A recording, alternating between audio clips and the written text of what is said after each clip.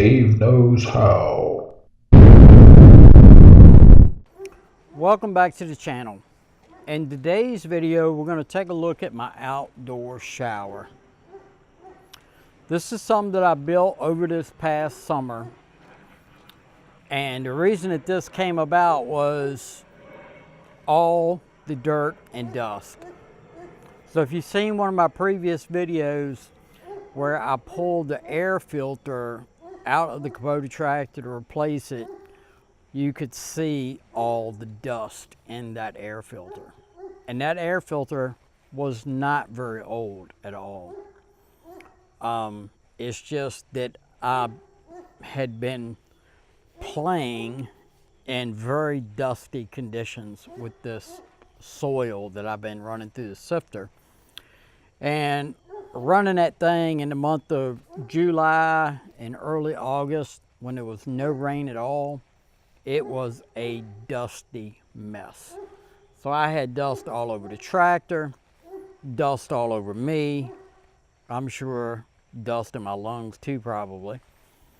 But when I would go in there and take a shower, I never really paid that much attention to looking down at what was going in the drain. And one day when I was in there, I looked down and the water was just black. So I knew there was a lot of dirt going down in the drain, which was going to ultimately end up into my septic system. So to avoid all that, I built the outdoor shower. In addition to that, I can also use this to give copper a bath. And then I don't have to worry about dog hair going down into the septic tank as well. So this is the outdoor shower. It's got a sliding door. Slides open.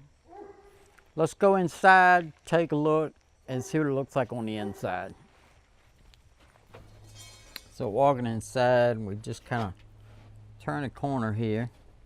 We got this wall that kind of sticks out.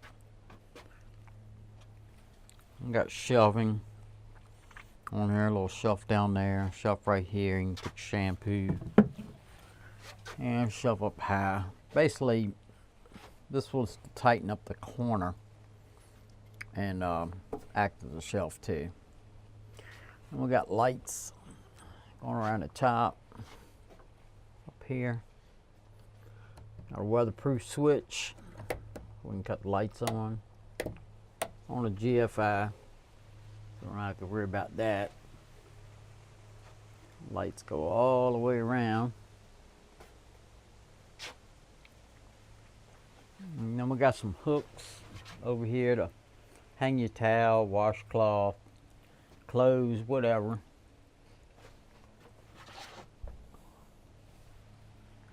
Let's see, what else? We got some more shelving in this corner over here. Soap. And up inside of here in the corner, this is the thermostat, remote controlled thermostat for the heater unit itself. And you can see we got it on 125 degrees right now. You can turn it down, you can turn it up. It'll also give you error codes if there's an error in the system or something like that, which is nice. Now over here we got the controls for the shower head. We got cold and hot faucets here. And we're using this basic T for the mixing valve. Water goes through here, mixed in here, gets to this T, and then from this T right here we have two options. We can turn this valve on and that turns on the standard shower head, or we can turn this valve on and that turns on the two rain heads, or we can turn them both on at the same time if we want to. And down here lower on this pipe we've got another valve, and that basically drains the system out on this side for winterizing. Let's see. So this is what the shower head looks like. Pretty nice shower head. I didn't normally, it connects right in here. I didn't connect it into there because I wanted it connected lower so that I could run this thing down and actually use it down here. So we've got it connected in down here kind of low. And that way, you know, we can use it like that. And wash the dog, give Copper a bath, whatever, right in here. It's got a couple nice features on here. You push this button and it jets out the end. I've never seen one do that before. It's got a pretty strong little jet. And then we got another one that's like a real stream, hard stream, which is good for rinsing the deck off in here and whatnot. And you hit it again and it goes back to normal operation. Turn that off. Get him hung back up there where it goes. And like I said, this top valve right there that operates the rain head, so we'll turn that on. And I guess you can see the rain head working. She's pretty warm coming out of there. That works pretty good. And we just turn the valve off and that kills it, the flow. So I put these ball valves in here like this because, you know, you can turn them a quarter turn and they're on wide open. And with these two mixing valves, cold water, hot water, we can kind of set this where I want it and just leave it. And then it's just a matter of turning it on and turning it off. I'm the only one that showers in here anyway. So then over here on this side, we've also got a drain down here that we can turn on, and that will drain that side of the shower head to get, you know, to get the water out.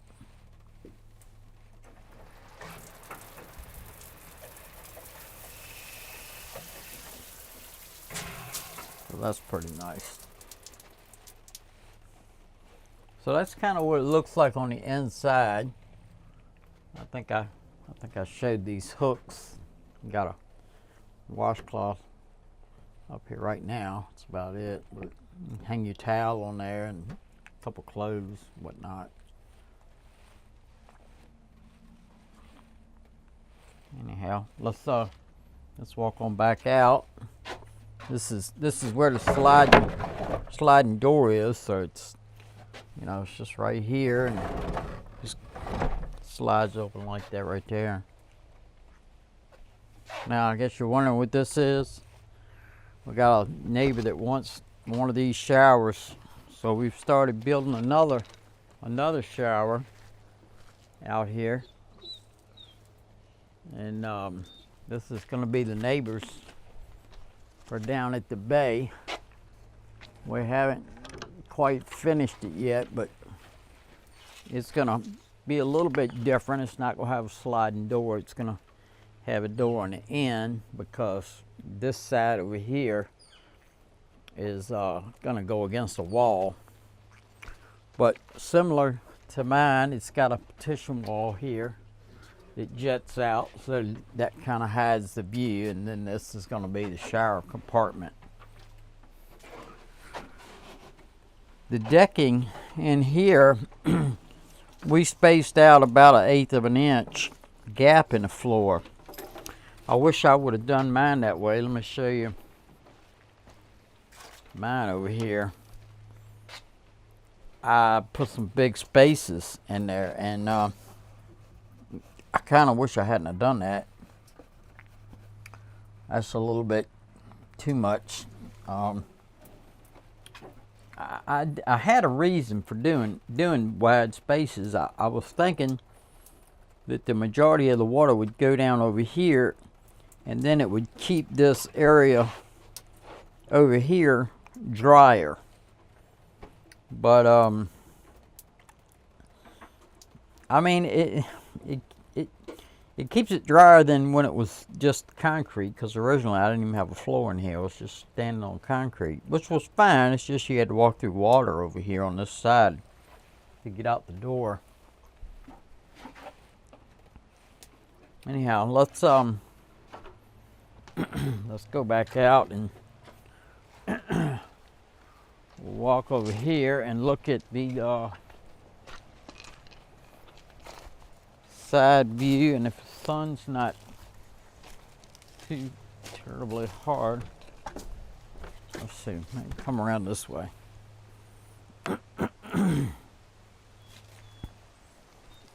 I had to move all these chairs around because these were sitting on the patio, and I started building that other shower, so I just kind of moved these over here temporarily. Anyway, this is the outside, and this is the ream unit that we got to be the heater. And I picked this thing up on Marketplace for $100. And these things sell for about $1,800. I mean, they're pretty pricey. And I went and looked at it, and I didn't really look it over real good. I was so excited about getting it for $100, thinking that I was getting a bargain, that I just bought it. And then when I got it home, I found out that it was broke. They had broke this valve off over here inside the unit. Extremely difficult, almost beyond repair. But I did manage to get it working and not leaking. I got a little bit of leak on this fitting right here. It's a National Pipe Thread fitting. I'm not seeing any leaks anywhere else, but that National Pipe Thread fitting, it's a tapered fitting, and I used plastic pipes, and that pipe's already split and failed on me once, so I don't want to over tighten it. I thought maybe it failed because I over tightened it. So it's not leaking much, but it does have a slight drip to it. So anyway, I may look at that next year when I fire this thing back up. I did install a filter on this thing, just to keep any lime or anything, junk like that from being inside this water heater. So, but I think here probably within the next few days, week or so, I don't know, I'll be watching the weather, but I'll probably go ahead and pull this apart and winterize it and just shut it down for the winter. And I'll be ready to, open it back up come spring, if I'm still around. If I make it through the winter. If I don't, my son, he can sell this. It's not permanently attached to the property. He can take this thing and sell it, and get a few dollars for it. So I didn't have I had a small propane tank, but I didn't have a larger one. I've got one that's really large around the other side, but that's for the fireplace insert, and I really only use that in an emergency. So this 100-pound tank, I picked it up And here again, I thought I was getting a good deal. It was $75, and so I jumped on it and bought it. And after I got it, to get it filled, they said it was outdated, need to be recertified. So I thought, you know what, I think I got ripped off on this tank. And when I got this home and it was broke, I thought I got ripped off on it. And it was the same story with Old Blue, the pickup truck. After I got it home, I thought, man, I got ripped off on this truck. But you know what? All of those three things have been a real blessing, because Old Blue, she's running pretty good right now. Knock on wood. I hope she keeps on going. I kind of sucky gas mileage. You know, she gets about 5 to 7 miles to the gallon, but you know, maybe that's to be expected with a big block 454. I don't know. This Rheem heater, you know, it's working. It's doing what I want it to do and need it to do. The small leak doesn't bother me that much to be concerned about. And it's not really leaking from the heater. It's leaking from my plumbing, my piss poor plumbing abilities. That's where it's leaking from. But I mean, overall, it's functioning. So I certainly didn't get hurt buying this heater. I mean, it works pretty good. And the tank, I ended up able to get it recertified and filled for like $125. So $200. I got a tank that's recertified, good for 5 more years, and full of propane. And that's probably, I don't know how fast this thing's gonna go through propane, but I guess I'm gonna find out. But I probably won't find out until next summer, you know, when I start, fire this thing up and start using it again. Now, I'm not sure if I'm gonna leave it here. This thing runs off garden hose. Garden hose, you know, just plugs right in right there, and that's what supplies the water. It has a little bitty igniter in there to fire off the propane, that's in a blower, and that's all electricity it uses. It's got a little cord right here, just plugs in a regular outlet. So you know, it's almost portable, really. You know, if you had I got that 250 gallon tank, 275 gallon IBC tote over there. That could be filled up with water and feed this thing water with a small pump. You know, it would work pretty good. And I was actually thinking about building one of these and taking it down to the homeless camp. We have several homeless camps around here, and let the homeless people take a shower. That was just something that I had going through my mind. You know, I think about the homeless people a lot because I'm so close to being homeless that I live under that fear every day. And I know that's not what my mom wanted when she passed away and left me what she left me. She did not want me to live under that fear constantly of being homeless. So I maybe I care too much, I don't know, but that was just something I was thinking about doing, is maybe building one of these portable. I've got a trailer over here that's vacant, really. I use it for firewood sometimes, but I mean, I got a dump trailer I can use for firewood, and it's easier to unload. So I could put one of these on that little trailer and the 275 gallon water tank,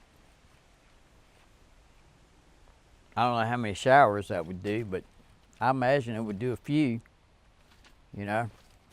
And it'd just be a matter of getting the water and the propane, I've got a small generator that will run the electrical part, so that shouldn't be a problem.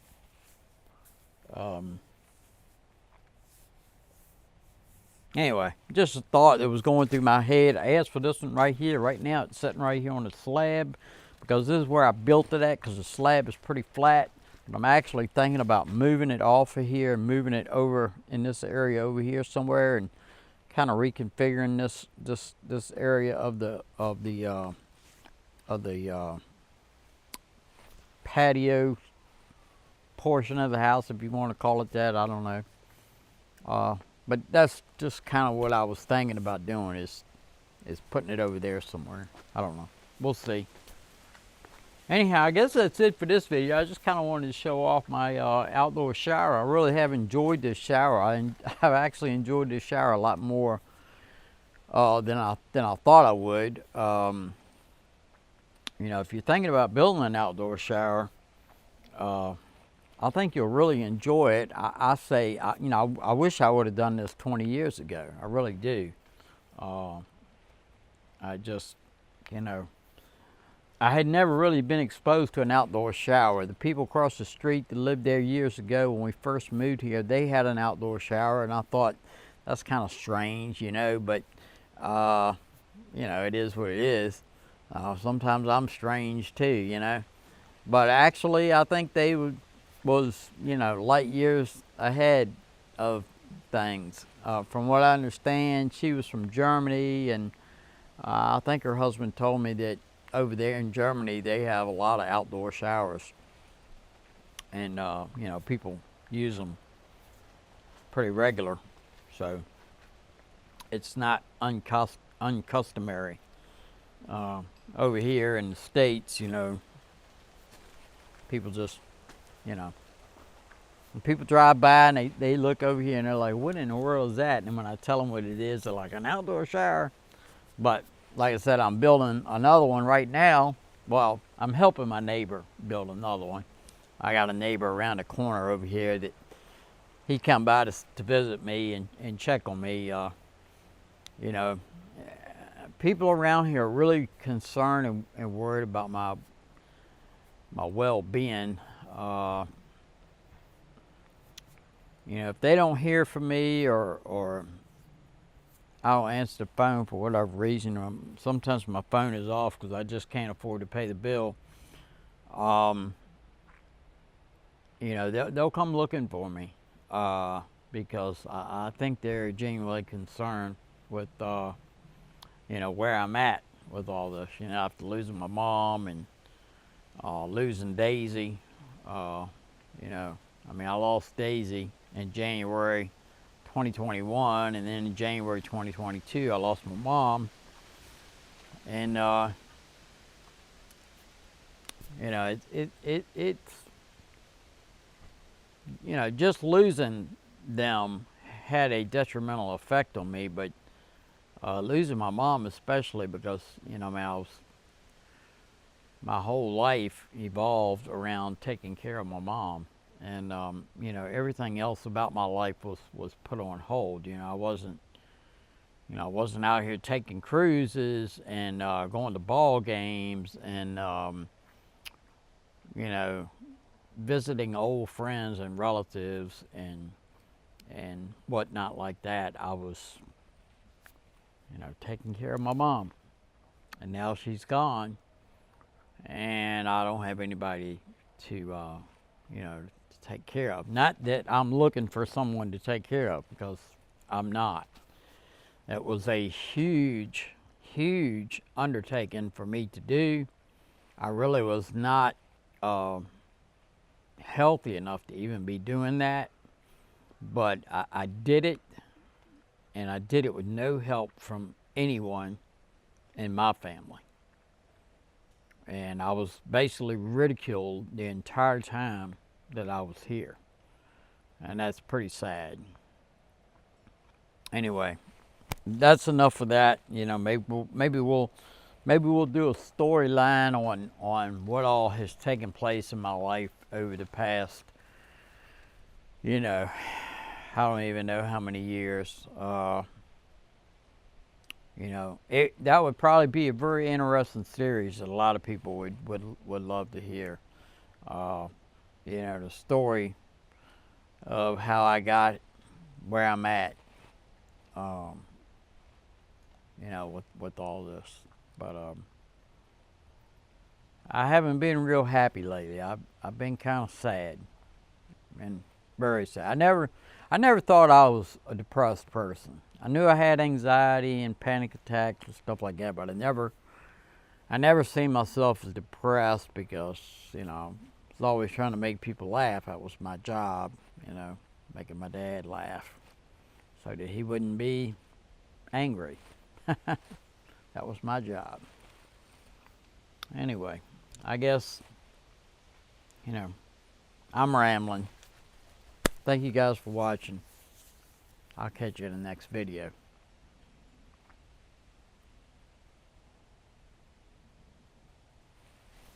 Don't forget to rate, comment, and subscribe. Thanks for watching.